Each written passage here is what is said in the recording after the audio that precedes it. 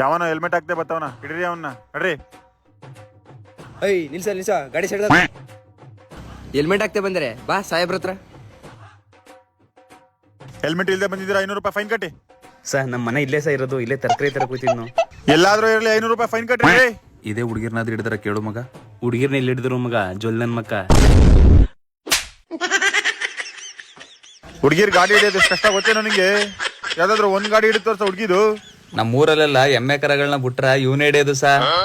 ಹಿಡಿಯಪ್ಪ ಆಯ್ತು. ಹಿಡಿಲ ಮಗ, ಹಿಡಿತೀನಿ ನೋಡ್ಕೊಳ್ಳಿ ಇವಾಗ.